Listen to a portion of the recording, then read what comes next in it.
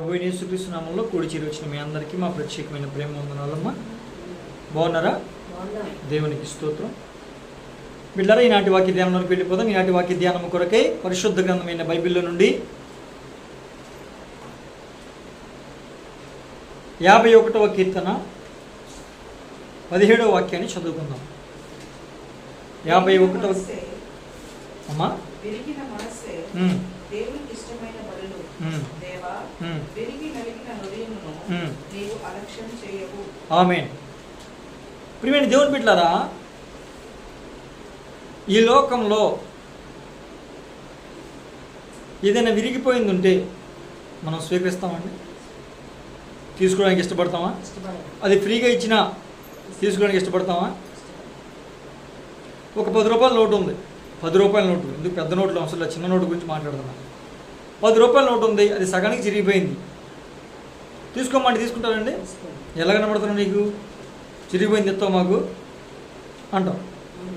అంటే ఈ లోకంలో విరిగిపోయిన వాటికి విలువ ఉండదు, అవునా కాదండి? ఈ లోకంలో విరిగిపోయిన వాటికి విలువ ఉండదు, కానీ యేసు ప్రభు వారికి విరిగింది అయితేనే ఇష్టం. దేవునికి స్తోత్రం. హల్లెలూయా, హల్లెలూయా. ఇప్పుడు ఏం విరగాలని ప్రభు వారు అంటున్నారు? విరిగిన మనస్సే దేవునికి ఇష్టమైన బలులు. నువ్వేం బలి, ఏ బలులు ఇవ్వాలనుకుంటున్నావు? నువ్వు ఎలాంటి బలులు ఇవ్వాలనుకుంటున్నావు అంటే, నీ విరిగిపోయిన మనస్సే ఒక బలిగా ఆయనకు అర్పిస్తే ఆయన దాన్ని బట్టి ఆనందించే దేవుడు, అంగీకరించే దేవుడు. విరిగి నలిగిన హృదయమును ఆయన అలక్ష్యము చేయుడు. అంటే దాని అర్థం ఏంటి? పట్టించుకోకుండా ఉండడు. నీ హృదయం విరిగి నలిగిపోతే, నీ హృదయం ఎలా ఉంటానండి? విరిగి నలిగితే ఆయన ఏం చేస్తాడంట? వెంటనే నీ దగ్గరికి వచ్చేస్తాడు. పర్వాలేదులే, ఏం కాదులే, తర్వాత చూసుకుందాంలే అని అండో. వెంటనే నీ దగ్గరికి వచ్చి అలక్ష్యం చేయడు, ఆలస్యం చేయడు. వెంటనే నిన్ను పట్టించుకుని ఏ విషయంలో నీ మనసు విరిగిపోయిందో దాన్ని బట్టి నీకు కావాల్సిన కార్యాన్ని ప్రభు వారు చేస్తారు. దేవునికి స్తోత్రం. హల్లెలూయా, హల్లెలూయా. ప్రియమైన దేవుని బిడ్డలారా, ఇప్పుడు మన మనసు దేని మీద విరిగిపోవాలి? మీరు చెప్పండి, పోనీ 2 మాటలు చెప్తారా? మీ మనసు దేని మీద విరిగిపోవాలి? దేని మీద నీ మనసు విరిగితే దేవునికి ఇష్టం అంటే మనం ఆలోచన చేయాలిగా. ఒక మాట మనం ఆలోచన చేద్దాం. చాలామంది మనుషులు కూడా ఏమంటారు, ఇక నాకు మనసు విరిగిపోయిందండి, నేను ఆ వ్యక్తితో నేను మాట్లాడండి, ఇక ఆ వ్యక్తితో నేను కలిసి జీవించనండి అంటూ ఉంటారు. కారణం ఏంటి? చాలాసార్లు చాలా విషయాల్లో విసిగిపోయారు. ఇక విసిగిపోయి ఏమంటారండి? నా మనసు విరిగిపోయింది, ఇక నా మనసు విరిగిపోయింది కాబట్టి నేను కలిసి ఉండను, నేను ఆ వ్యక్తితో మాట్లాడను అని అంటారు. ఇప్పుడు మనసు విరిగిపోవటం అంటే ఏంటి? విరక్తి చెందటం, అంతే కదా. దాంట్లో విరక్తి చెందటమేగా, చిచ్చి అని అనిపించటమేగా. అలాగా నీ మనసు వేటి మీద విరిగితే దేవునికి ఇష్టం? పాపం మీద నీ మనసు విరిగిపోతే దేవునికి ఇష్టమా కాదా? లోకం మీద, లోకాశల మీద నీ మనసు విరిగిపోతే దేవునికి ఇష్టమా కాదా? శరీరం మీద, శరీర సౌందర్యం మీద, శరీర కార్యాల మీద, శరీర ఆశల మీద, శరీర క్రియల మీద నీ మనసు విరిగిపోతే దేవునికి ఇష్టమా కాదా? అవునా? పేరు ప్రఖ్యాతుల మీద, ధన వ్యామోహాల మీద, ఘనతల మీద నీ మనసు విరిగిపోతే దేవునికి ఇష్టమా కదా? అదే అంటున్నాడు ఇక్కడ, విరిగి నలిగిన హృదయాన్ని నేను అలక్ష్యము చేయను. విరిగిన మనస్సు ఉంటుందే, అది నాకు చాలా ఇష్టం అంటున్నాడు. వేటి మీద విరిగిపోవాలి నీ మనసు? లోకం మీద విరిగిపోవాలి, పాపం మీద విరిగిపోవాలి, ధనం మీద విరిగిపోవాలి. నువ్వు చేసిన తప్పులను బట్టి పశ్చాత్తాపంతో ఇక వాటి మీద నీ మనస్సు విరిగిపోయి విరక్తి చెంది, చిచ్చి అయినా వద్దు అని వాటిని విసర్జించి నీ హృదయాన్ని బ్రద్దలు చేసుకుని కన్నీటితో ప్రభు పాదాల దగ్గరికి వస్తే ఆయన ఏం చేస్తారంటండి? నిన్ను లక్ష్య పెడతారు, నీ మీద ఆయన దృష్టి నిలుపుతారు. ఇక ఆయన ఒక్కసారి నీ మీద దృష్టి నిలిపితే ఏ విధంగా ఉంటుంది మనందరికీ తెలుసు. యేసయ్య మన మీద దృష్టి నిలిపితే మన పరిస్థితులు ఎలా మారుతాయి అనేది మనందరికీ తెలిసిన విషయమే. అయితే ఈరోజు ఆయన దృష్టి నిలిపే కోణం కాదు, కానీ అసలు మన మనసు వేటి మీద విరగాలి, అలా విరిగిన వారు బైబిల్లో ఎంతమంది ఉన్నారు, ఉంటే వాళ్ళకి ప్రభువు వారు వెంటనే ఏం చేశాడు అనే విషయాల్ని కొన్ని మనం మాట్లాడుకుందాం. అన్నీ మాట్లాడుకునే సమయం సరిపోదు. కొన్ని విషయాలు మనం మాట్లాడుకుని ఈ పూటకి మనం ముగించుకుందాం. దేవునికి స్తోత్రం. ఆమేన్. హల్లెలూయా. దేవునికి స్తోత్రం. ప్రియమైన దేవుని బిడ్డలారా, ఇప్పుడు ఈ మాట ఎవరైతే చెప్తున్నారో విరిగిన మనస్సే దేవునికి ఇష్టమైన పరుడు, విరిగి నలిగిన హృదయమునో ఆయన అలక్ష్యం చేయడు అని చెప్తున్నారు కదా. ఇప్పుడు ఈయన ఎవరో దావీదు గారు, భక్తుడైన దావీదు గారు. ఎప్పుడు చేస్తున్నాడు ఈ ప్రార్థన? ఇప్పుడు ఈయన పశ్చాత్తాపంతో చేస్తున్నాడా, లేకపోతే మామూలుగా చేయాలి కాబట్టి ప్రార్థన చేస్తున్నాడా? పశ్చాత్తాపంతో చేస్తున్నాడు. ఏ సందర్భంలో పశ్చాత్తాపంతో చేస్తున్నాడు అంటే బత్షెబతో పాపం చేశాడు. బత్షెబతో పాపం చేశాడు. చేసిన తర్వాత నాతాను ప్రవక్తను ప్రభువు వారు పంపించారు, దావీదుని హెచ్చరించారు. ఇప్పుడు నన్ను ఏం చేయమంటారండి పాస్టర్ గారు అని నాతాను గారిని దావీదు గారు అడిగారు. అడిగితే ఇప్పుడు ఆయన ఏమన్నాడు? నాకేం తెలుసు, నువ్వు ప్రభు బాధ పట్టుకుంటే నీకు తెలుస్తుంది. ఆయనే కనికరించాలి, ఆయనే కరుణించాలి, ఆయనే క్షమించాలి, తప్ప నేనేం చేస్తాను, ఆయన చెప్పమని చెప్పాను అంతే అని చెప్పాడు. అప్పుడు ఇక ప్రార్థన కూర్చుని ప్రార్థన చేయడం ప్రారంభించాడు. పశ్చాత్తాపంతో కన్నీటితో ఈ ప్రార్థన అంతా చేస్తున్నాడు. ఎక్కడి నుంచి చేశాడంటే, అసలు నేను తల్లి గర్భంలో పిండంగా ఉన్నప్పటి నుంచి నేను పాపిని ప్రభువా, నా తల్లి నన్ను పాపంతోనే గర్భంలో ధరించింది, కాబట్టి నేను స్వతహా జన్మతః పాపిని, కర్మతః కూడా పాపిని, దయచేసి నన్ను క్షమించయ్యా. నా హృదయంలో ఉన్న, నా అంతరంగంలో ఉన్న ప్రతి విధమైనటువంటి చెడుని, కల్మషాన్ని, పాపాన్ని అందరినీ కూడా కడిగి పారేసే ప్రభువా, శుద్ధీకరించు, ఇసుదోపుతో కడుగు, ఇమ్మమ్మ కంటే తెల్లగా చేసేయి, ఏమాత్రం మలిన ఉండడానికి వీలేదని కన్నీటితో ప్రార్థన చేస్తూ ప్రభు పాదాలు పట్టుకున్న సందర్భం ఇది. దేవునికి స్తోత్రము కలుగును గాక. ఇప్పుడు దావీదు గారి మనసు దేని మీద విరిగిపోతుందండి? విరిగిపోయింది. పశ్చాత్తాపడ్డాడంటే దాని అర్థం ఏంటండి? పాపం మీద విరిగిపోయినట్టేగా, చేసిన పాపాన్ని బట్టి పశ్చాత్తాపం చెందుతున్నట్టేగా. చాలామంది ఇప్పుడు ఆయన ఏ స్థానంలో ఉన్నాడు? రాజు స్థానంలో ఉన్నాడు, అప్పటికే మహారాజుగా ఉన్నాడు. అలాంటి వ్యక్తి దగ్గరికి ఒక పాస్టర్ గారు వెళ్ళి, దావీదు గారు మీరు తప్పు చేశారు, మీరు పాపం చేశారు, దేవుడు మీకు చెప్పమన్నాడు, సరి చేసుకుంటే బాగుపడతారు లేదా పోతారు అని చెప్తే ఆయన ఒప్పుకుంటాడా? రాజుని నా ఇష్టం వచ్చినట్టు నేను చేస్తా, నువ్వెవడో చెప్పడానికి అని వెంటనే ఎవరక్కడా అని పిలిచి బంధించినా ఆశ్చర్యపోవాల్సిన అవసరం లేదు, ఎందుకంటే అతనికి అధికారం ఉంది కాబట్టి. అవునా కాదండి? చాలామంది దైవజనులు వాక్యంతో కానీ వ్యక్తిగతంగా కానీ, అమ్మ నువ్వు ఈ విధంగా పొరపాట్లు చేస్తున్నావు, తప్పులు చేస్తున్నావు, సరి చేసుకో అని చెప్పామనుకోండి, వాళ్ళు ఎలా ఫీల్ అవుతారు? వింటారండి? మాట వింటారా? లోబడతారా? దేవుడు నన్ను ప్రేమించి నన్ను దైవజనుల ద్వారా హెచ్చరించారు అని స్వీకరించగలిగితే దేవునికి స్తోత్రం, వాళ్ళు ఆశీర్వదించబడతారు. స్వీకరించని వారు తక్కువ ఉన్నారు అని చెప్తున్నాడులే, చెప్పుడు మాకు రాదేంటి ఆ విషయం అని గర్వపడేవాళ్ళు చాలామంది ఉన్నారు. అవునంటారు కదంటారు? ఇప్పుడు మీరు ఏ కోపకు చెందుతారు? దేవుడు వాక్యం ద్వారా కానీ వ్యక్తిగతంగా కానీ కొన్ని మాటలు మీకు హెచ్చరిస్తున్నప్పుడు ఆ దైవజనుని ద్వారా, అప్పుడు దేవుడు ఎలా మాట్లాడతాడండి? దైవజనుని ద్వారా మాట్లాడతాడు, కళల ద్వారా మాట్లాడతాడు, దర్శనం ద్వారా మాట్లాడతాడు, స్వరం ద్వారా మాట్లాడతాడు, వాక్యం ద్వారా మాట్లాడతాడు, వ్యక్తుల ద్వారా, పరిశుద్ధుల ద్వారా మాట్లాడతాడు. అవునా కదా? మరి వాళ్ళ ద్వారా నిన్ను హెచ్చరిస్తూ ఉన్నప్పుడు దేవుడు నువ్వు లోపడతావా లేకపోతే గర్వంతో ఉంటావా అనేది నీ వ్యక్తిగతమైన విషయం. నీవు ఉన్నటువంటి లోబడిన పరిస్థితిని బట్టి దేవుడు నిన్ను ఆశీర్వదిస్తాడు. అంత మాత్రం కాదు, లోబడి దేవుడు నన్ను ప్రేమించి నన్ను హెచ్చరించాడని లోబడి నువ్వేం చేయాలి? పశ్చాత్తాపంతో ప్రభు పాదాలు పట్టుకున్న విషయంలో ప్రభువు కనికరాన్ని పొందుకోవాలి. దేవునికి స్తోత్రం. హల్లెలూయా, హల్లెలూయా. ఇప్పుడు యాకోబు గారు తప్పు చేశాడా? మంచి పని చేశాడా?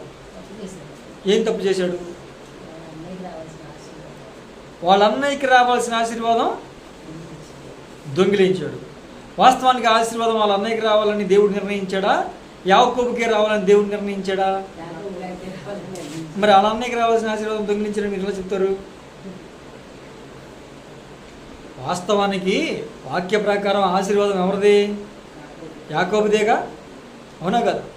తల్లి గర్భంలో కొట్టుకుంటున్నప్పుడే ప్రభువుకి ప్రార్థన చేస్తే ప్రభువు చెప్పాడుగా, పెద్దవాడు చిన్నవాడికి దాసుడు అవుతాడు, కాబట్టి పెద్దవాడే ఆశీర్వదింపబడతాడు, వాడే నా ప్రణాళికలో ఉన్నవాడు అని చెప్పాడుగా, చెప్పకనే. అంటే ఇప్పుడు పెద్దవాడు చిన్నవాడికి దాసుడు అవుతాడు.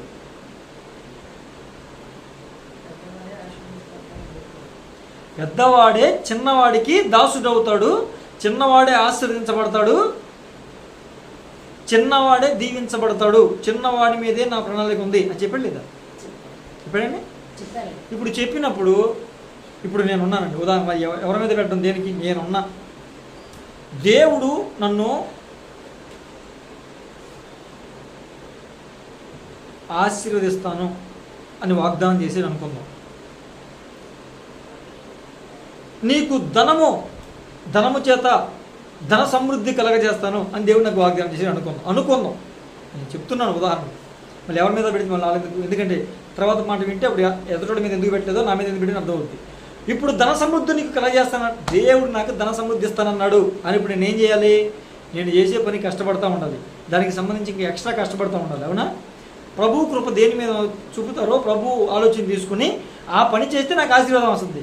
దేవుడు నాకు ధన సమృద్ధి కలగజేస్తారని చెప్పి వాళ్ళ ఇంట్లోకి వెళ్ళి దొంగతనం చేసుకొచ్చి, ఏ ఇంట్లోకి వెళ్ళి దొంగతనం చేసుకొచ్చి, బ్యాంకు రాబరీ చేసి డబ్బులన్నీ తీసుకొచ్చి ఇంట్లో పెట్టుకుంటే ఇప్పుడు దేవుడు నన్ను ఆశీర్వదించినట్ట?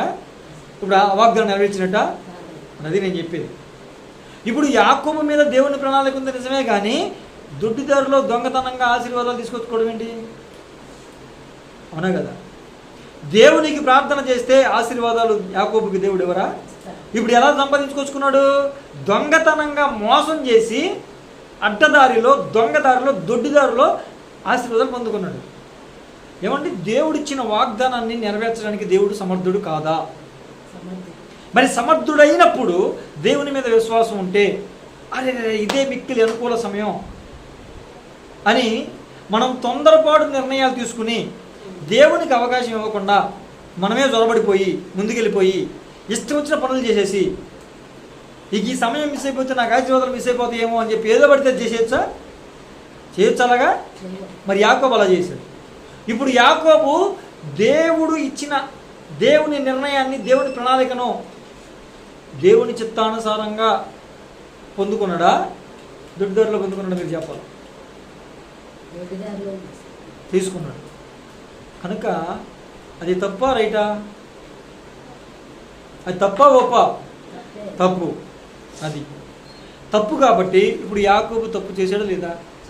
చేసిన తర్వాత ఏమైంది? వాళ్ళ అన్నయ్య కత్తేసుకుని చంపేస్తానండి, అసలు నాకు రావాలి, నేను దొంగిలించేస్తాడా, దొంగతనంగా నా తండ్రిని సరిగ్గా చూపు కనబడతలేదని మోసం చేస్తాడా అని ఏం చేశాడండి? కత్తి తీసుకుని చంపడానికి వస్తే ప్రాణాలు అరచేతిలో పెట్టుకుని పారిపోయాడు.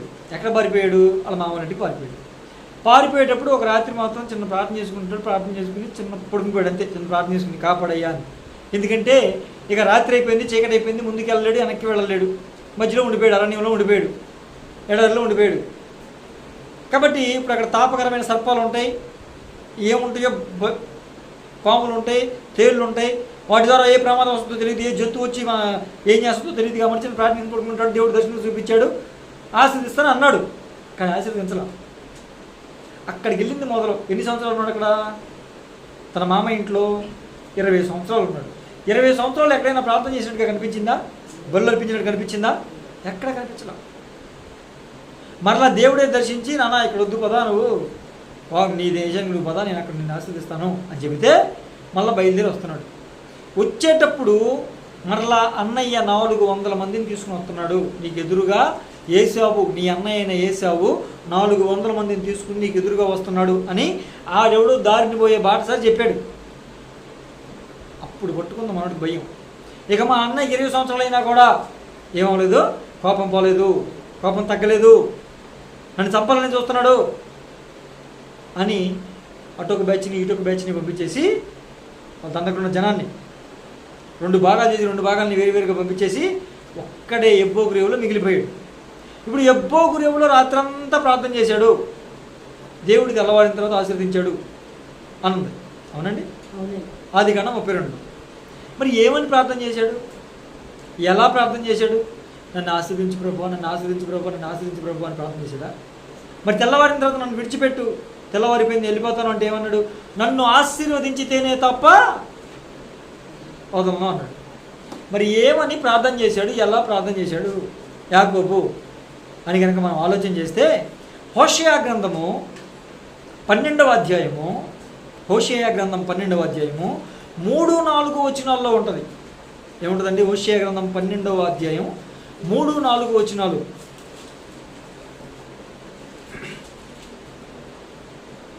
అతడు మగసిరి గలవాడై దూతతో పోరాడాడు, కన్నీటితో ప్రార్థన చేశాడు. మగసిరి గలవాడై దూతతో పోరాడి ఏం చేశాడండి?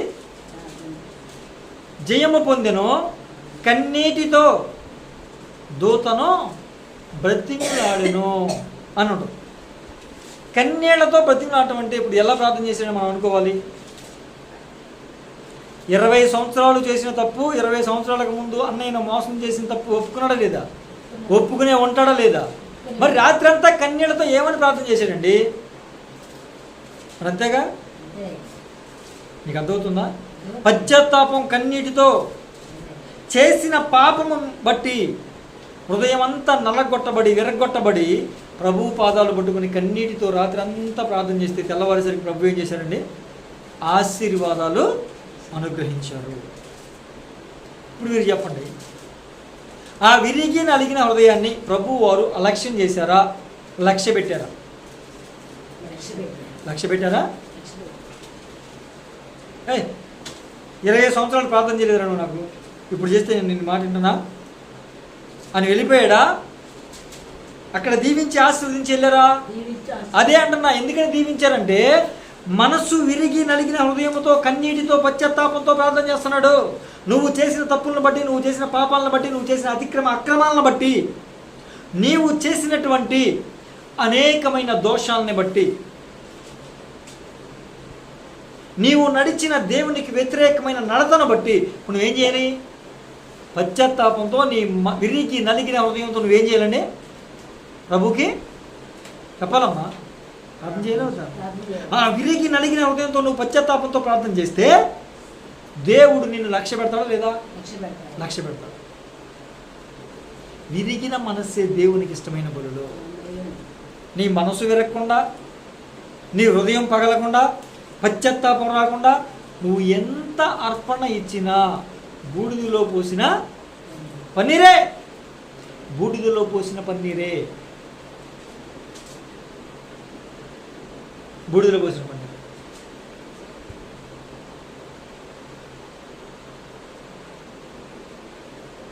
విరిగిన మనసు దేవునికి ఇష్టమైన బలి. దావీదు మనసు విరిగిపోయింది. విరిగిన హృదయముతో, నలిగిన హృదయముతో ప్రభు పాదాలు పట్టుకుని కనికరాన్ని పొందుకున్నాడు. ఇక్కడ యాకోబు గారు కూడా ఏం చేశాడండి? విరిగిన హృదయంతో, నలిగిన హృదయంతో ఏం చేశాడు? ప్రభు పాదాలు పట్టుకున్నాడు. మనందరికీ తెలుసు, పాపాత్మురాలైన స్త్రీ కనపడతారు. ఎక్కడ? లూకా సువార్త 7వ అధ్యాయం 47వ వచనంలో ఉంటుంది ఈ మాట. ఆ 7వ అధ్యాయంలో ఒక స్త్రీ కనపడతారు. ఆవిడ పేరు అక్కడ ఏమని రాయబడిందండి? పాపాత్మురాలైన స్త్రీ. ఇప్పుడు ఆవిడ భయంకరమైన పాపంతో పట్టబడింది. లూకా 7లో ఉంటుంది, 7:47. అక్కడ ఏమంటాడండి? చదువుతారా మాట? 7:47. ఆమె విస్తారముగా ప్రేమించెను గనుక ఆమె విస్తారమైన పాపములు క్షమించబడెను అంటాడు. ఇప్పుడు విస్తారంగా ఏం ప్రేమించిందండి? ఇప్పుడు దేవుణ్ణి విస్తారంగా ప్రేమించడం అంటే ఏంటి? కానుకలు ఇచ్చేయటమా? విస్తారమైన పాపాలు క్షమించబడి అంటే ఆవిడ పాపం చేసి సంపాదించిన దాంట్లో, అన్యాయం చేసి సంపాదించిన దాంట్లో, అక్రమం చేసి సంపాదించిన దాంట్లో, మోసం చేసి సంపాదించిన దాంట్లో, వాళ్ళ కడుపులు వీళ్ళ కడుపులు కొట్టి సంపాదించిన దాంట్లో దశంభాగం కన్నా ఎక్కువ 20%, 30% కానుక ఇవ్వడం ద్వారా విస్తారమైన పాపాలు క్షమించబడ్డాయా? అలా చేస్తాడా దేవుడు? మరి ఏమి అక్కడ విస్తారంగా ప్రేమించడం ఏం చేసింది అక్కడ? ఆయన వచ్చినప్పటి నుంచి కూడా కన్నీళ్లతో ఏం చేస్తున్నాడండి? ప్రభువు పాదాలు పట్టుకుని కన్నీళ్లతో పశ్చాత్తాపంతో అయ్యా నువ్వు పరిశుద్ధుడు అయ్యా, ఏ లోపము లేనివాడు, ఏ పాపము లేనివాడు ప్రభు, నేనైతే పాపిని, వ్యభిచారిని, పాపముతో పట్టబడిన వ్యక్తిని, నేను పాపం చేయడమే కాకుండా అనేకుని పాపంలోనికి ప్రేరేపించిన వ్యక్తిని, పాపంలోనికి పురుకొల్పిన వ్యక్తిని, నా ద్వారా అనేకులు పాపం చేయడానికి కారణమైన వ్యక్తిని ప్రభు, నన్ను క్షమించు అని కన్నీళ్లతో పశ్చాత్తాపంతో ఆమె యొక్క పాపపు గుండె కరిగిపోయిందా లేదా? విరిగి నలిగిన హృదయంతో ఆమె ప్రభు పాదాలు పట్టుకుందా లేదా? చెప్పాలి మీరు. పట్టుకుందా? ఆయన ఏమన్నాడు? అందరూ ఏమంటున్నారు? ఈయన నిజంగా దేవుని కుమారుడైతే, ఈయన నిజంగా దేవుని ఆత్మ కలిగిన వాడైతే, ఈయన నిజముగా ప్రవక్త అయితే ఆమె ఎట్టి స్త్రీయో ఈయనకి తెలియదా? ఆమె ఎంతటి పాపాత్మలో ఈయనకి తెలియదా? చిచి, ఆమె లోపలికి రావడమే, దగ్గర రావడమే, చేర్చుకోవడమే చాలా ఎక్కువ. అలాంటిది ఆమె పాదాలు పట్టుకుంటే ఎంతసేపు కూడా కనీసం చీ అవతలకు పో అని అనలేదు అని అందరూ అనుకుంటున్నారు, శిష్యులు కూడా అనుకుంటున్నారు. కానీ ప్రభు ఏం చేశారండి? ఈమె నన్ను విస్తారంగా ప్రేమించింది కనుక ఈమె విస్తారమైన పాపాలు నేను క్షమించేస్తాను అన్నాడు. దేవునికి స్తోత్రం, హల్లెలూయా. ఎందుకని విస్తారంగా ప్రేమించింది అన్నాడంటే, కన్నీళ్లతో తాను చేసినటువంటి ప్రతి పాపం, ప్రతి దోషం కన్నీళ్లతో పశ్చాత్తాపంతో ఆయన పాదాలు పట్టుకుని ఒప్పుకుని విడిచిపెట్టడానికి ఇష్టపడింది. దేవునికి స్తోత్రం కలుగును గాక.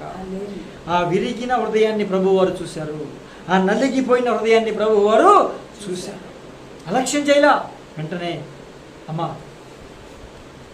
ఇప్పటి వరకు నువ్వు చేసిన పాపాలను క్షమించబడ్డాయి, ఇక్కడి నుంచి నువ్వు పాపం చేయకుండా చక్కగా నీ జీవితాన్ని, శేష జీవితాన్ని, మిగిలిన బ్రతుకును జాగ్రత్తగా జీవించు అని ప్రభువారు చెప్పారు. దేవునికి స్తోత్రం కలుగును గాక. హల్లెలూయా, హల్లెలూయా. చాలామంది ఏం చేస్తారండి? పాపాలు ఒప్పుకుంటారు. ఎప్పుడు? దైవజనుడు ఇక్కడ ఉండి ఒప్పుకో, నీ పాపాలు ఒప్పుకో, ఇదిగో నీ తప్పులు ఒప్పుకో, నీ అతిక్రమాలు ఒప్పుకో, నువ్వేం చేసావు ఒప్పుకో, దేవునికి వ్యతిరేకంగా నువ్వు ఎలా నడుచుకున్నావు ఒప్పుకో, ఒప్పుకో, ఒప్పుకో, లేకపోతే శిక్ష వచ్చేస్తుందంటే అయ్య బాబోయ్ శిక్ష వచ్చేస్తుందంట అని ఒప్పుకుంటారు తప్ప, ఇది ఆవేశంలో, ఉద్రేకంలో ఒప్పేసుకుంటారు తప్ప వాటిని విడిచిపెడతారా? చాలామంది క్రైస్తవులు వారి యొక్క పాపాలని ఒప్పుకుంటారు కానీ విడిచిపెట్టరు. వారి పాపాలను ఏం చేస్తారండి? ఒప్పుకుంటారు. ప్రతిసారి మనం పాపాలు ఒప్పుకోవట్లేదా? ప్రార్థన కూర్చున్న ప్రతిసారి మనం అతిక్రమాలు ఒప్పుకోవట్లేదా? మనం చేసిన తప్పులు ఒప్పుకోవట్లేదా? మరలా వాటిలో ఎన్ని రిపీట్ చేస్తున్నాం? ఇప్పుడు కనికరం ఎవరి మీదకి వస్తుందని ప్రభు వారు చెప్పారు? అతిక్రమములు దాచిపెట్టువాడు వర్ధిల్లడు, కానీ వాటిని ఒప్పుకొని విడిచిపెట్టువాడు కనికరాన్ని పొందుతాడు. అతిక్రమాలు దాచిపెట్టేవాడు వర్ధిల్లడు, వాటిని ఒప్పుకుంటే కనికరాన్ని పొందుతాడు అని రాశాడండి. ఒప్పుకుని ఏం చేయాలంట? విడిచిపెట్టాలి. నేను అంటున్నాను, నువ్వు ఎన్ని తప్పులు ఒప్పుకున్నావు, ఎన్ని పాపాలు ఒప్పుకున్నావు, ఎన్ని దోషాలు ఒప్పుకున్నావు, ఎన్ని నేరాలు ఒప్పుకున్నావు, ఎన్ని అతిక్రమాలు ఒప్పుకున్నావు, అయితే వాటిల్లో ఎన్ని నువ్వు విడిచిపెట్టావు, ఎన్ని విడిచిపెట్టగలిగావు, అది పాయింట్. వాక్యాన్ని సగం పాటించడం కాదు, పూర్తిగా పాటించగలగాలి. అవునా కదండి? ఆశీర్వాదాలు మాత్రం ఫుల్గా పూర్తిగా వచ్చేయాలి. నీ పాటించేయాల్సిన విషయాలు మాత్రం మనం కొంచెం చేస్తాం. 100%లో 10% చేస్తాం, అది కూడా కష్టంగా, అయిష్టంగా. కానీ ఆశీర్వాదాలు మాత్రం 100కు 100 మనకు వచ్చేయాలి. 100 ఆశీర్వాదం. ఇంకా చాలామంది భక్తులు, ఇంకా చాలామంది క్రైస్తవులు ఎంతలాగా ప్రార్థన చేస్తారంటే, అయ్యా 30 60 100 మమ్మల్ని ఆశీర్వదించు. అసలు ఎంత ఆశపడాలండి? నీ ఆశ ఎంత ఉండాలి? 100 దీవించాలి అని ఆశపడాలిగా. మరి 30 60 ఏంటి? 30 60 ఏంటి అంటే దాని అర్థం ఏంటి? 100 విత్తనాలు విత్తితే 30 ఫలిస్తాను ప్రభువా అని నువ్వు ఒప్పుకున్నట్టేగా చెప్పాలి మీరు. అవునా కదా? 60 అంటే 60 మాత్రం నేను పాటిస్తాను ప్రభు, 40 చేసి రక్తం ఏం చేయం నీ చిత్తమైతే 100 ఇచ్చే ప్రభు ఆశీర్వాదం, లేకపోతే కనీసం 30, నేను చేసిన 30కి 30 ఇవ్వు, 60కి 60 ఇవ్వు, అంతేగా. చాలామంది ఇంకా అలాగే ప్రార్థన చేస్తారు. అసలు సందర్భం ఏంటి? ఆ 30దంతలుగా ఫలించిన విత్తనాలు ఎక్కడయ్యి? 60దంతలు ఫలించిన విత్తనాలు ఎక్కడే? 100కు 100 ఫలించిన విత్తనాలు ఎక్కడే? మనం ఏ ప్రార్థన చేయాలి? ఆలోచన ఉండాలా, జ్ఞానం ఉండాలా, కొన్ని లేకపోతే ఆయన అడగాల. 30దంతలు 60దంతలు కాదు. ఇప్పటికి ఎంతమంది ఉన్నారండి? ప్రపంచ క్రైస్తవులు చాలామంది ప్రార్థన చేస్తారు. చాలామంది ఇంకా ఈ ప్రార్థన చేస్తూనే ఉంటారు. ప్రార్థన అంతా చేసి ఒకవేళ నేను అడగకుండా ఏమన్నా అడిగేనేమో క్షమించు ప్రభువా అంటే, అడగకుండా కూడా అడిగేవన్న సంగతి నీకు తెలీదా? అడిగేవో అడగలేదో కూడా నీకు తెలియదా?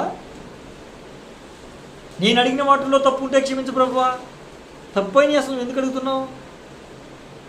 అవునా కాదండి? ప్రార్థనలో ఉండాలి లేదా? ఇవన్నీ ఎప్పుడు వస్తాయి? సరిగ్గా వాక్యం ఉంటే వస్తాయి, సరైన పశ్చాత్తాపం ఉంటే వస్తాయి. దేవుని బిడ్డలారా, ఆమె విస్తారంగా ప్రేమించటం దేన్ని అన్నారంటే, విస్తారంగా కానుకలు ఇచ్చేసి దాన్ని బట్టి కాదు. ఇక అలాగైతే ఎవడగాడు అక్రమంగా అన్యాయంగా పక్కింటి వాళ్ళ సామాన్లన్నీ కూడా పడుకున్నప్పుడు అమ్మేసి వాటి నుంచి వచ్చిన దాంట్లో 30% ఇది, 70% అది ప్రభు అంటారు. కష్టపడి సంపాదించిన దాంట్లో 10% ఇవ్వడానికి అమ్మో వీళ్ళు కష్టపడిపోతారు. కానీ 90 తిని 10 ఇవ్వరా అన్నాడు ప్రభు. అవునా?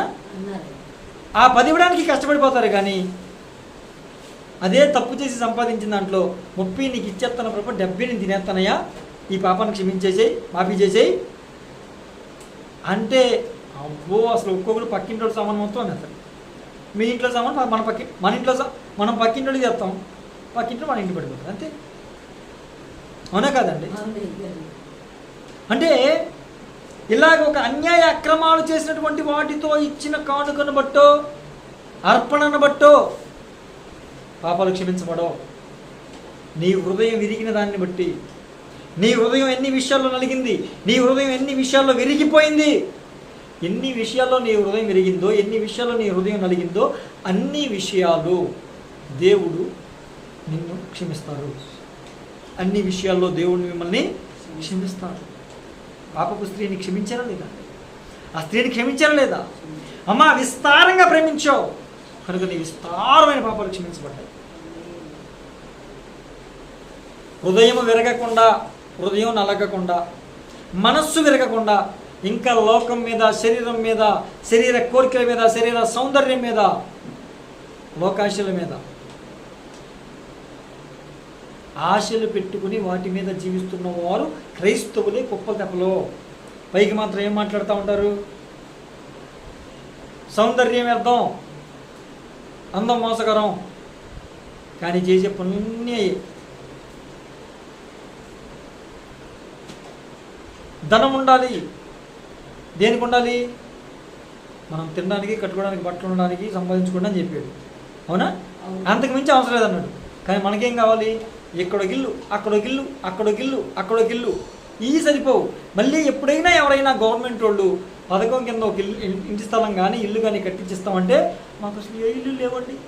హోరి నీ దుర్మార్గం, ఏం లేవండి, మాకు అసలు ఏ ఇల్లు లేవండి, మాకు కూడా రాసిన ఒక అప్లికేషన్ లేదు అలా అంటాడు. అని వీళ్ళకి ఏముంది ఆశ? భూమి మీద పోగేసుకునే ఆశ ఉంది. వీళ్ళ మనసు ఇరిగిపోయిందా? ఆస్తులు సంపాదించుకోవడం, ధనం సంపాదించుకోవడం మీద ఉంది. కానీ వీళ్ళ మనసు దేని మీద ఉంది? వీళ్ళ మనసు విరిగిపోయిందా? ఆది అపోస్తులు ఏం చేశారండి? వాళ్ళకున్న చర స్థిర ఆస్తులన్నీ అమ్మి అందరూ కూడా సమానంగా పంచుకున్నారు. అంటే ఉదాహరణకి చెప్తాను, ఒకరి దగ్గర 1,00,000 రూపాయలు ఉన్నాయి, ఇంకొకరి దగ్గర 10,000 ఉన్నాయి. ఇప్పుడు ఆ 1,00,000 రూపాయలు ఈ 10,000 కలిపితే ఎంత? 1,10,000 అయింది. ఇప్పుడు వాళ్ళిద్దరూ పంచుకుంటే ఎంత వస్తాయి? మనిషికి 55,000 వస్తాయి. అలా సమానంగా తీసుకున్నారు. ఒకరికి 2 ఇళ్ళు ఉన్నాయి, ఇంకోటికి అసలు ఇల్లే లేదు. ఆ 2 ఇళ్ళు ఉన్నవాడు ఏం చేసేవాడు తెలుసా? పేతుగారి దగ్గర తీసుకొచ్చి పట్ట, 2వ ఇల్లు పట్టా తీసుకొచ్చి, అయ్యా ఇదిగో ఇది నా ఇంటికి ఆగుతాడు, ఇది రాసిచ్చేస్తున్నా, మీ ఇష్టం, మీరు ఎవరికి ఇస్తారో వాళ్ళకి ఇచ్చేయండి, ఈ రోజు నుంచి కాలదే, నాది కాదు ఆ ఇల్లు, నేను ఉండడానికి ఒక ఇల్లు ఉందో చాలు, 2వ ఇల్లు నాకు అవసరంలా అని ఇచ్చారు. కానీ ఇప్పుడు వాళ్ళు 1 ఇల్లు, 2 ఇల్లు, 3 ఇల్లు ఉన్న గవర్నమెంట్ వాళ్ళు ఇల్లు ఇస్తారంటే వాళ్ళు 4వ ఇంటికి వెళ్ళిపోతారు. ఏమని? 3 ఇల్లు నేను నాకు 4 ఇల్లు ఇవ్వండి అని చెప్పరు. నాకు అసలు ఇల్లే లేదండి, మేము 10 ఇల్లు ఉన్నామండి. మాకు స్థలమే లేదండి. అవునే కదమ్మా, చెప్పేవాడు ఉన్నారు లేదా? ఇలాగా లోక సంబంధమైన విషయాల మీద మన మనసు విరగకుండా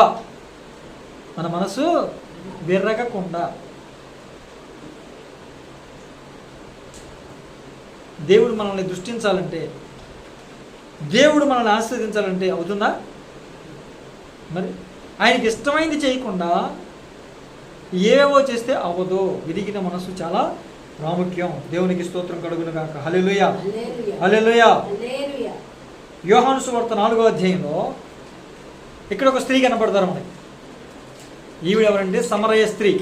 అంటే వీళ్ళ గురించి బాగా తెలుసు కాబట్టి నేను వచ్చిన చదివించట్లేదు. సమరయ స్త్రీ మాకు బాగా పరిచయం కదండి. తెలుసు, మంచిదమ్మా. ఎప్పుడైనా మాట్లాడారా మీరు? ఆవిడ ఎప్పుడైనా మాట్లాడారా? నవ్వుతారేంటమ్మా, చెప్పండి. సమరయ స్త్రీ గారితో ఎప్పుడైనా మాట్లాడారా మీరు? అది దేవునికి స్తోత్రం. మాట్లాడడానికి అడిగాను. ఓకే, వాక్యం విన్నారు కదా, అంటే తెలుసు కదా ఆవిడ ఉన్నారని. ఇప్పుడు ఆవిడ ఎలాంటి వాళ్ళు? ఆవిడకి ఒక హృదయం ఉంది. అదేం హృదయం చెప్పనా? పాపపు దాహంతో నిండిపోయిన హృదయం. ఏ దాహం ఉండేది? ఆ పాపం కూడా ఇందాక స్త్రీలాగా వ్యభిచారం కాదు, కొంపలను కూల్చే పాపం. ఒకడు కాదు, 2 కాదు, 3 కాదు, 4 కాదు, 5 కొంపలను కూల్చేసింది అప్పటికి. అంటే 5 పురుషులతో సంబంధాలు పెట్టుకుని 5 కుటుంబాల్లో చిచ్చులు పెట్టేసింది, నాశనం చేసి నల్లబొబ్బలు చేసింది ఆ కుటుంబాలన్నింటినీ. ఇప్పుడు 6వ కుటుంబాన్ని అసలు పెట్టింది. ఆవిడ ఆ సమయంలో బావి దగ్గరికి వస్తుందని జగదుత్పత్తి దారి అయినటువంటి సర్వ సృష్టికర్త అయినటువంటి యేసుకి తెలుసుగా వచ్చాడు. ఏమీ తెలియనట్టు బావి దగ్గర కూర్చున్నాడు. ఆవిడ బావి దగ్గరికి వచ్చింది. ఆవిడ గొడవ గోత్రం మొత్తం విషయం అంతా తెలుసు కదా ఆయనకి. ఏమీ తెలియనట్టు కూర్చుని ఆవిడ నీళ్లు చేదుకుంటుంటే, అమ్మ నాకు కూడా కొంచెం దాహానికి నీళ్ళు ఇవ్వా అన్నాడు. బాబు, మీరు యూదులు, మేమేమో సమరయులము, మీరు మాతో మాట్లాడినేలా, మీరు మాతో ఇలా మాట్లాడితే బాగోదు, అందరూ చూస్తే ఏదో అనుకుంటారు, మీరు వేరు మేము వేరు, అవన్నీ పక్కన పెట్టమ్మా, నాకు దాహం ఉంది నీళ్ళు అంటే. ఇది చాలా లోతైంది, ఇందులోంచి చేదుకోవడం మరి ఇది ఏం లేదుగా. ఇప్పుడు నీళ్లు కావాలని అడిగితే దాని అర్థం ఏంటమ్మా? నిన్ను చేదిమ్మనా, నీకు చేదుకోవడానికి ఏమి లేదనా? ఆయన దగ్గర చేదుకోవడానికి ఏమి లేదనే కదా నిన్ను అడిగాడు. ఆవిడ చెప్పడం, మరి బావి చాలా లోతైనది కాబట్టి నీ దగ్గర నీళ్లు చేదుకున్నట్టు ఏమీ లేదు కదా అంటే, నువ్వు ఇవ్వమంటే సరే అలాగెత్తంటే, నేను ఇచ్చే నీళ్లు తాగితే నువ్వు ఎప్పటికీ దప్పికొనవు అన్నాడు. నువ్వు ఇచ్చే నీళ్లు తాగితే దప్పికొంటాం, కానీ నేను ఇచ్చే నీళ్లు తాగితే ఇంకెప్పటికీ దప్పికొంటానంటే, అయ్యా ఆ నీళ్ళే ఇచ్చేయండి. ప్రతిరోజు ఎండప్పుడు ఈ సమయంలో ఇక్కడికి రావాలంటే, వచ్చి ఈ బావి దేవుల నుంచి నీళ్లు చేదుకుని నీళ్లు మోసుకుని ఇంటికి వెళ్ళాలంటే కష్టంగా ఉంది. అల్లి ఒక్కసారి ఆ నీళ్ళు ఇచ్చేయండి, మళ్ళీ దాహం లేని నీళ్లు నాకు కావాలి అంది. ఆయన తెలివిగా, అయితే నీ భర్త గారిని తీసుకురామ్మా అన్నాడు. అయ్యా నాకు భర్త లేడు. నువ్వు చెప్పింది నిజమే, 100కి 100% నిజం. నీకు భర్త లేడు, ఇప్పటికే 5 కుటుంబాలు కూల్చేసావు. ఇప్పుడున్న అతను కూడా నీ భర్త కాడు, 6వ వాడు, ఇన్ని భర్తలు కూడా నీ భర్త కాడు అని చెప్పి, అంటే పెళ్లి చేసుకోవట్లా. నీకు అర్థమవుతుందా? పాపం కొంతకాలం వాడితే ఇది ఒక రకమైనటువంటి పాపపు దాహం. నీకు అర్థమవుతుందా? ఈ దాహం తీరట్లా. అందుకే ఆ దాహాన్ని తీర్చడానికి ప్రభు యేసయ్య వచ్చాడు. అంటాడు, నీ పెనిమిటిని తీసుకురామంటే పెనిమిటి లేదన్నా, నువ్వు చెప్పింది నిజమేనమ్మా అన్నాడు. 5 ఉన్నారు, అలా 5 లేసావు. ఇప్పుడు ఉన్నవాడు 6వ వాడు, ఆడు నీ భర్త కాదు. 5లో ఎవడో నీ భర్త కాదు, వీడు నీ భర్త కాదు అంటే, అయ్యా మీరు చెప్పింది నిజమే, అయితే మేము ఈ విధంగా విన్నాము, మెస్సయ్య వస్తాడని ఎదురు చూస్తూ ఉన్నామంటే, నీతో మాట్లాడేవాడు మెస్సయ్యే అని చెప్పాడు. అంతేనండి. కడవక్కడ పడేసి ఊర్లోకి వెళ్ళిపోయింది. వెళ్ళిపోయి ఏం చెప్పింది? ఊరందరికి ఏం చెప్పింది తెలుసా? చాటింపేస్తుంది. నా జీవితాన్ని నాతో చెప్పినవాడు, నేను చేసినవన్నీ నాతో చెప్పినవాడు మెస్సయ్య కదా. ఇంకా మీరు ఇంకొంత కోసం ఎదురు చూడాల్సిన అవసరం లేదు, వచ్చేసాడు మెస్సయ్య. కావాలంటే మీరు చూడండి, నా జీవితాన్ని ఉన్నట్టుగా చెప్పాడు ఆయన మెస్సయ్య. అంతే అంటే ఇప్పుడు కానీ నేను చెప్పనా? ఆయన ఎందుకు వచ్చాడు బావి దగ్గరికి? నీళ్ళు తాగడానికి వచ్చాడు. ఏమి ఎందుకు వచ్చింది? నీళ్ళు తీసుకెళ్ళడానికి వచ్చింది. ఇప్పుడు ఆయన నీళ్ళు తాగాడా? ఏమో నీళ్ళు తీసుకెళ్ళిందా? కొన్ని తాగిందా? ఇప్పుడు ఏమి దాహం తీరిపోయింది. ఏమి దాహం? ఈ దాహం పాపపు దాహం అంటే ఎప్పుడైతే జీవజలనది అయిన యేసయ్య మాట తన హృదయంలోకి వెళ్ళిపోయిందో పాపము అనే దాహం తీరిపోయి ఇక దేవుణ్ణి ప్రకటించడం ప్రారంభించింది, దేవుని గురించి చెప్పడం ప్రారంభించింది, దేవుని వైపుకు అనేకులను తీసుకురావడం ప్రారంభించింది. దేవునికి స్తోత్రం కలుగునుగాక. అలా చేసిందంటే ఖచ్చితంగా ఏమైన వ్యక్తి, ఆ వ్యక్తి పాపం మీద విరిగిపోయిన మనసు కలిగిన వ్యక్తేనా? దేవునికి స్తోత్రం. ఇప్పుడు యేసు ప్రభువు వారి దప్పిక కూడా తీరిపోయింది. నీళ్ళు తాగాడా? ఆయన శిష్యులు వచ్చారు ఈలోపు, ప్రభువా నువ్వేం తిన్నావు? మేమైతే పక్కర్లోకి వెళ్ళి బాగా హల్లెలూయా బాగా వాడపడ్డాం, ఫుల్గా తినేసి వచ్చాం, తాగేసి వచ్చాం, మనం కనీసం మంచినీళ్ళు కూడా తాగదంటే నా దాహం తీరిపోయింది అన్నాడు. అంటే ఎవరైనా క్యారేజ్ తీసుకొచ్చారు మీకు స్పెషల్గా?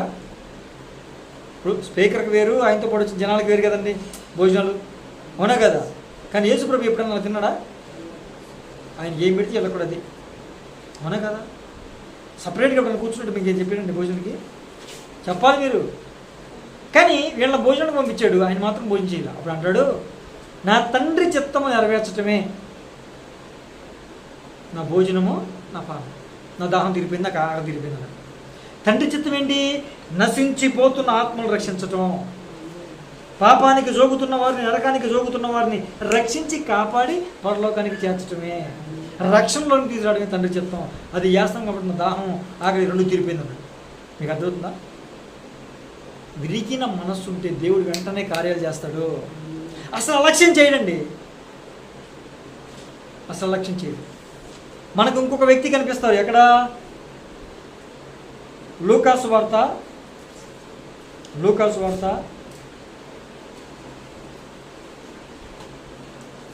19వ అధ్యాయంలో, దాని ముందు ఒక నిమిషం ఉంటారు, యెహోషువ గ్రంథంలో మరొక స్త్రీ కనపడతారు.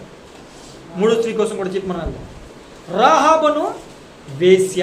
ఆవిడ కోసం రాయబడిన మాట ఇంట్రడక్షనే రాహాబను వేశ్య అని రాశారు. అంటే వేశ్య, పాపంతో వ్యభిచారంతో పట్టబడిన స్త్రీ, అనేకులను పాపంలోనికి లాగుతున్నటువంటి స్త్రీ కదండి.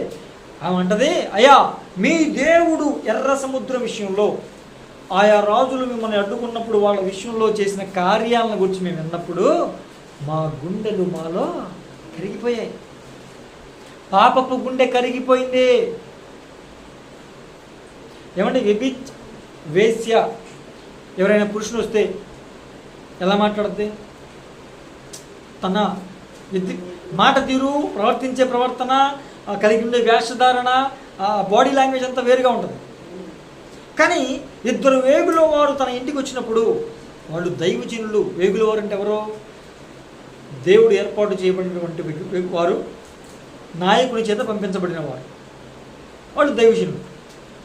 దైవజనులు వచ్చారని ప్రవర్తన, మాట తీరు అన్నీ మారిపోయాయి. అయ్యా దేవుడు, మీ దేవుడు గొప్ప దేవుడు, ఈ పట్టణాన్ని ఖచ్చితంగా మీకు అప్పగిస్తాడు. కనుక ఎర్ర సముద్రాన్ని చీల్చినప్పుడు, ఆయా రాజులను మీ దేవుడు అర్థం చేసినప్పుడు, ఆ మాటలు మా చెవిని పడినప్పుడు మా గుండెలు కరిగిపోయాయి. ఈ రోజున మీరు మా ఇంటికి వచ్చారు, కానీ నాకు ఎలాంటి దురుద్దేశం లేదు. అయితే నేను కూడా కాపాడబడాలి, నేను కూడా రక్షించబడాలి. ఇదిగో మా గుండె కరిగిపోయిందిగా, నా పాపపు గుండె కరిగిపోయింది, ఈ వేసే గుండె కరిగిపోయింది, ఈ మోసం చేసే గుండె కరిగిపోయింది, అనేక జీవితాలను పాడు చేసే గుండె కరిగిపోయిందిగా. ఇక ఆ గుండె లేదు, మాంసపు గుండె వచ్చేసింది. నేను కూడా రక్షించబడాలి, నేను కూడా కాపాడబడాలి, అందరిలాగా బ్రతకాలి అని ఆశపడుతున్నాను అని ఆశపడింది. దేవుడు నిర్లక్ష్యం చేశాడా? ఎరికో పట్టణాన్ని కాల్చివేసేసేటప్పుడు తనని, తన కుటుంబాన్ని దేవుడు రక్షించలేదా? అలక్ష్యం చేశాడా? ఎవరైతే విరిగి నలిగిన హృదయంతో ప్రభు దగ్గరికి వస్తారో వాళ్ళని ప్రభువు వారు అలక్ష్యమో దేవునికి స్తోత్రం. ఇప్పుడు లూకాసు వార్త 19లో మరొక వ్యక్తి కనిపిస్తారు. ఈయన ఎవరంటే జక్కయ్య గారు. ఎవరండి? జక్కయ్య. పొట్టి జక్కయ్య అంటే ఇప్పుడు అని అంటారు, పొట్టి జక్కయ్య అంటారు కదా. ఏమంటే పొట్టోడా, పొడుగోడా, ఏమంటే మరుగుజ్జోడా, లేకపోతే నల్లోడా, తెల్లోడా, ఇవన్నీ మనకెందుకండి? ఏది ముఖ్యం? మనసు విరిగిందా లేదా? దేని మీద? లోకం మీద, ధనం మీద, పాపం మీద, అన్యాయం మీద, అక్రమం మీద మనసు విరిగిందా లేదా? అది ముఖ్యం. ఇప్పుడు ఈ వ్యక్తి యేసుప్రభు కోసం విన్నాడు. ఈ వ్యక్తి కూడా యేసుప్రభు అటువైపు వస్తున్నాడని చూసి ఎలాగైనా చూడాలి అని అనుకున్నాడు. యేసుప్రభు వారు వచ్చారు, పేరు పెట్టి పిలిచారు. నీ ఇంట్లోకి వెళ్దాం అన్నారు. అయ్యో అందుకన్నా గొప్ప భాగ్యం ఏంటని తీసుకెళ్ళాడు. తీసుకెళ్ళి ఇంట్లో ఉండగానే, పరిశుద్ధుడు నా ఇంట్లోకి వచ్చాడు, గొప్ప దేవుడు నా ఇంట్లోకి వచ్చాడు, సర్వశక్తివంతుడు నా ఇంట్లోకి వచ్చాడు. ఆయన నా ఇంట్లోకి వచ్చాక చిచ్చి అన్యాయపు సొమ్ము ఉండడానికి వీల్లేదు, ఇక నేను ఈ విధంగా ధన వ్యామోహాన్ని కలిగి ఉండను, అన్యాయ అక్రమాలు చేయను అని ప్రభువా నేను ఎవరి దగ్గర అయితే డబ్బులు తీసుకున్నానో ఇదిగో బేదలకి నా డబ్బుల్లో 50% ఇచ్చేస్తాను. ఎవరి దగ్గర అయినా ఒకవేళ నేను అన్యాయంగా అక్రమంగా ₹1 తీసుకుంటే ఎంత ఇస్తాను మేడండి? 4 రూపాయలు. 100 తీసుకుంటే ఎంత ఇవ్వాలి? 100 రూపాయలు తీసుకుంటే ఎంత ఇవ్వాలండి? 400. 1000 రూపాయలు తీసుకుంటే 10,000 తీసుకుంటే 40,000 అమ్మా, అవునా? 1,00,000 రూపాయలు తీసుకుంటే అది రూపాయికి 4 రూపాయలు ఇచ్చేస్తాను అన్నాడు. అంటే ఇప్పుడు అక్రమం అన్యాయం చేసి అనేకులు తిట్టుకుంటున్నా కూడా చిచ్చి ఇదేం మనిషిగా బాబు, మరి అంత అన్యాయం అక్రమమా, మరి ఇంత దారుణమైన వ్యక్తి, ఇంత దుష్టుడు దుర్మార్గుడా అని తిట్టుకుంటున్నా కూడా ఇంటిలో డబ్బులు పెట్టుకున్నవాడు యేసు ప్రభు ఇంటికి రాగానే ఆ డబ్బు పిచ్చి అంతా పోయిందా లేదా? చెప్పాలి మీరు. డబ్బు మీద విరక్తి కలిగిందా లేదా? ప్రభు వారు ఓకే నీకు ఈ రోజు నా డబ్బు మీద విరక్తి కలిగింది కాబట్టి, డబ్బు మీద నీ హృదయం విరిగిపోయింది కాబట్టి, డబ్బు మీద నీ హృదయం నీ మనస్సు విరిగిపోయింది కాబట్టి త్వరలోనే నేను నీకేదో ఒకటి చేస్తాను అన్నదా? ఇతడును అబ్రహాము కుమారుడే, నేడు ఈ ఇంటికి రక్షణ వచ్చింది. ఎప్పుడంటండి? ఇప్పుడే రక్షణ వచ్చేసింది. దేవునికి స్తోత్రం కలుగును గాక. విరిగిన మనసు ఉంటేనండి కార్యం అప్పుడే జరుగుతుంది. అదే ఒక యవ్వనస్తుడు ఉన్నాడు, యేసు ప్రభు వారు అటు నుంచి వెళ్తున్నాడని తెలిస్తే వాడు ఎలాంటోడు? జక్కీకి ఆయనకి కంపేర్ చేస్తాం. జక్కయ్య దుర్మార్గుడు, అన్యాయస్తుడు, అక్రమం చేసేవాడు, ప్రజలను అన్యాయం చేసి డబ్బులు సంపాదించి దోచుకునేవాడు. యేసు ప్రభు వస్తానని చూడడానికి వచ్చాడు. యేసు ప్రభు ఇంటికి వస్తానంటే తీసుకెళ్ళాడు. ఇంటికి వచ్చిన తర్వాత మొత్తం అంతా కూడా అన్యాయం అక్రమంగా సంపాదించిన సంపాదన అంతా ఇచ్చాడు. ఏమండి? ఇప్పుడు యవ్వనస్తుడు ఉన్నాడు. ప్రభువారు రోడ్డు మీద వెళ్తుంటే మోకాళ్ళు వేసేసి స్తోత్రం చెప్పాడు. ఎంత గొప్పడ్రా బాబు అని ప్రభు మురిసిపోయేలాగా. ఓకే ఇప్పుడు ఏం కోరుతాం? నిత్య జీవం పొందాలంటే నన్ను ఏం చేయమంటావు చెప్పు ప్రభువా అని అడిగాడు. ఇది క్వాలిటీ, యవ్వనస్తుల్లో క్వాలిటీ అండి ఇది. చూడండి యవ్వనస్తుడు చూడండి ఎలా ఉన్నాడు. అది మోకరించి జరిగింది ఏంటండి? నిత్య జీవం పొందాలంటే నన్ను ఏం చేయమంటావు అని అడిగితే, ఏముంది నాన్న నువ్వు యవ్వనస్తుడు కదా, ఆజ్ఞలన్నీ పాటించు అన్నాడు. ఇప్పుడు ఆడేమన్నాడు తెలుసా? ప్రభువా ప్రభు అన్నాడు, చిన్నప్పటి నుంచి నీ వెనక తిరిగే నీ శిష్యులు కూడా తప్పారేమో కానీ నేను ఒక్క ఆజ్ఞను కూడా తప్పిన వాడిని కాదు, మొత్తం ఆజ్ఞలన్నీ పాటించిన వాడి పేర్లు చెప్పడంటే మొట్టమొదటి నా పేరు ఉంటుంది అన్నాడు. నిజమా? కన్ఫర్మ్. మీరు అడగండి, కావాలంటే ఎవరైనా సాక్ష్యం అడగండి. ఓకే నిజంగా వాడు పాటించాడండి, ఆజ్ఞలన్నీ పాటించాడు. అయితే ఆజ్ఞలన్నీ పాటించేశాను కదా, మరి నిత్య జీవం ఇచ్చేస్తావా, పరలోకం ఇచ్చేస్తావా నాకు అన్నాడు. లేదు నాన్న నీకు ఆజ్ఞలన్నీ పాటించావని ఒక కొదువు ఉంది అన్నాడు. ఏంటి ప్రభు అంటే, నీ ఆస్తి మొత్తం అమ్మేసి పేదవాళ్ళకి ఇచ్చి నన్ను వెంబడించు అన్నాడు. ఇప్పుడు నిత్య జీవం కావాలంటే ఎవరిని వెంబడించాలి? ఇప్పుడు యేసయ్యని వెంబడించేటప్పుడు మళ్ళీ ధనాశ ఉండొచ్చా? డబ్బు మీద పిచ్చి ఉండొచ్చా లేదా? ఎప్పుడైతే వాడు ఆ మాట అన్నాడు, వాడు మిగుల ఆస్తి గలవాడు కనుక అని రాయబడింది. అంటే వాడు బాగా ధనం డబ్బు ఉన్నవాడు కనుక అంటే పరలోకం కావాలంటే నా ఆస్తి మొత్తం అమ్మేసేయాలా, ఆస్తి మొత్తం ఇచ్చేసి కట్టుబట్టలతో నేను వెనకాల ఇచ్చేయాలా, అప్పుడు పరలోకం ఇస్తావా? అలాంటి పరలోకం మీద నాకు వద్దు అని వెళ్ళిపోయాడు. అలాంటి పరలోకం మీద నాకు వద్దు అని వెళ్ళిపోయాడు. ఇప్పుడు ఈ లోకంలో అంత ఆస్తిపాస్తులు ఉన్నాయి కదా, అడిగి పరలోకాన్ని ఇస్తాయా? అప్పుడు చెప్పాడు, సూది బెజ్జంలో ఒంటైనా దూరద్దేమో కానీ ధనవంతులు పరలోకంలో రావడం దొరకం అని చెప్పాడు. అదేనా? అది కాదు. మనకి లోక సంబంధంలో అంటే ఇప్పుడు వాడిని ఎందుకని నీ ధనాన్ని అమ్మేసి రమ్మని అన్నాడంటే జగ్గిత మాట చెప్పలా, కానీ తనంతా తానే మార్పు చెందాడు. వీటితో ఎందుకు చెప్పాడంటే, దేని మీదైతే మన మనసు బాగా నిలుపుతామో దాని మీద నీ మనసు ఇరిగిపోవాలి రబ్బాయి అంటాడు. నీకు అర్థమవుతుందా?